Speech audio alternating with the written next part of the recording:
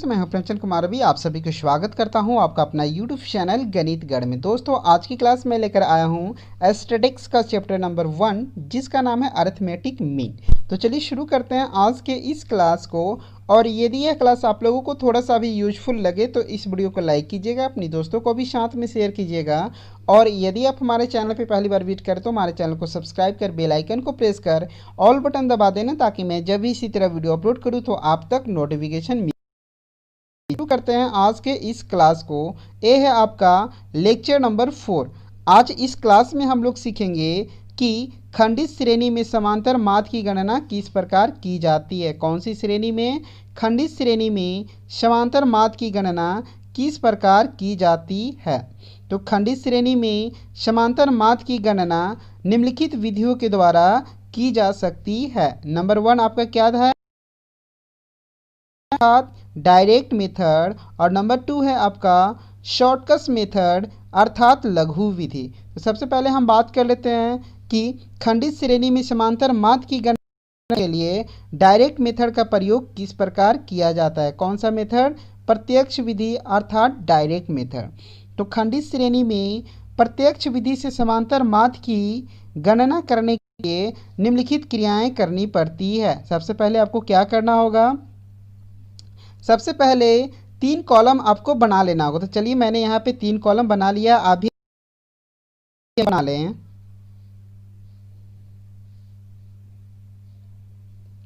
इसके बाद यहाँ पे आपको क्या करना होगा? प्रथम कॉलम में x का मान लिखना है। प्रथम कॉलम में आपको क्या लिखना है? x का मान लिख देना है क्वेश्चन से। तो मैंने प्रथम कॉलम में आपको x का मान लिख दिया। इसके बाद यहाँ पे आपको क्या करना होगा? द्वितीय कॉलम में आपको फ्रीक्वेंसी का मान लिखना होगा। ठीक है, तो पहले कॉलम में x का मान लिखना है, दूसरे कॉलम में आपको क्या लिखना है? फ्रीक्वेंसी का मान लिखना है। ये दोनों कॉलम आपका प्रश्न में दिया रहेगा। ठीक है, x का भी मान दिया रहेगा और का भी मान दिया रहेगा। इसके बाद यहाँ पे आपको क्या करना है? तीसरे कॉलम में प्रत्येक पंक्ति की आवृत्ति को पदमूल अर्थात 1 से गुना करके लिखना होगा। तीसरे कॉलम में आपको क्या लिखना होगा? दूसरे कॉलम और पहले कॉलम को गुना करके आपको तीसरे कॉलम में लिख देना है। तो चलिए मैंने यहाँ पे लिख दिया f इंटू एक्स। एक बार फिर से मैं इसे रिपीट कर दे रहा हूँ। पहले कॉलम में आपको x का मान लिखना है, दूसरे कॉलम में आपको क्या लिखना है? फ्रीक्वेंसी का मान लिखना है, तीसरे कॉलम में यहाँ पे आपको क्या लिखना है? दूसरे कॉलम और पहले कॉलम को गुना करके तीसरे कॉलम में लिख देना है। इसके बाद यहाँ पे आपको क्या करना है? गुणनफलों का योग करना है। गुणनफलों का योग अर्थात इस को यहाँ पे टोटल करके लिख देना है और यहाँ पे आपको लिख देना है सिग्मा f इंटू एक्स। इसके बाद दूसरे कॉलम को टोटल करना है और यहाँ पे आपको लिख देना है सिग्मा x। इसके बाद यहाँ पे आपको क्या करना है? बाद सिग्मा f इंटू एक्स में सिग्मा f से आपको भाग देना है। जो भागफल आएगा वो आपका आंसर हो जाएगा। इसे आप सूत्र के अनुसार इस प्रकार लिख सकते हैं, x बार बराबर sigma f into x by sigma f। ये आपका फॉर्मूला हो गया। अब इसे मैं एक उदाहरण माध्यम से आप लोगों को समझाने की कोशिश करूंगा। जैसे यहाँ पे आप लोग देख कि find the arithmetic mean of the flowing data, और यहाँ पे आपका फ्रीक्वेंसी दिया हुआ है। ठीक है, तो इस क्वेश्चन को मैं आप लोगों को डायरेक्ट मेथड से हल करके आप लोगों को समझाने की कोशिश करूंगा। तो यहाँ पे आपको सबसे पहले क्या लिखना है? हेडिंग डालना है, calculation of mean in discrete series by direct करना है। 3 कॉलम अपनी कॉपी में बना लेना है।